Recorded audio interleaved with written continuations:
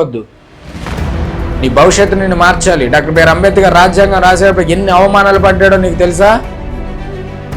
Doctor BR అంబేద్కర్ని తోసేసింది ఈ జనం, doctor BR అంబేద్కర్ని తోసేసిన ఈ దేశం, డాక్టర్ బిఆర్ అంబేద్కర్ని నిలబడడానికి కూడా చోటు ఇవ్వని ఈ దేశం ఆయన రాసిన రాజ్యాంగానికి గులాంగిరి చేస్తుంది ఈరోజు. ఆయన రాసిన రాజ్యాంగంలోని చెప్పు చేతల్లో ఉంది ఈ దేశం ఈరోజు. ఆయన పెట్టిన భిక్షతోనే ఎప్పటికీ బడుగు బలహీన వర్గాల్లో ఉన్నటువంటి నాయకులైనా సరే, విద్యావంతులైనా సరే ఆయన పెట్టిన భిక్షే. ఎక్కడో అంబేద్కర్ విగ్రహాలు పెట్టాం, మేమంతా అడుగును పెట్టాం, ఇంత ఎత్తున పెట్టాం, ఇది కాదు. డాక్టర్ బిఆర్ అంబేద్కర్ కోరుకున్నది విద్యావంతులు కావాలి. 1947 స్వతంత్రం మనకు వచ్చిందని మనం భావిస్తున్నాం అంతే. ఇంకా స్వతంత్రం రాలే, ఇంకా కుల వివక్షతే ఉంది.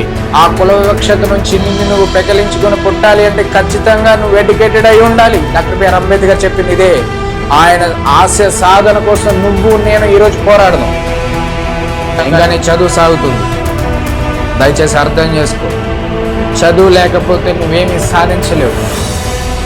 హైలీ టీచర్స్, క్వాలిఫై అయిన టీచర్స్ నీకేం చెప్తున్నారో తెలియట్లేదు, కానీ నువ్వు విద్యార్థి చదువు తయారు చేస్తుందని చెప్తుంది, కానీ ప్రభుత్వం లేజీ పర్సన్స్ తయారు చేస్తుంది. ఆ లేజీ నుండి నువ్వు బయటికి రా. ఇది నేనేదో చెప్తున్నాను, నేనేదో ఆవేశంగా మాట్లాడుతున్నానని కాదు. ఇప్పుడున్న ప్రస్తుత రాజకీయాలు అలాంటి, ఇప్పుడున్న ప్రస్తుత నాయకులు అలాంటి వాళ్ళు. నిన్ను నువ్వు మర్చిపోవద్దు. అది ఏ కులమైనా సరే, ఏ మతమైనా సరే.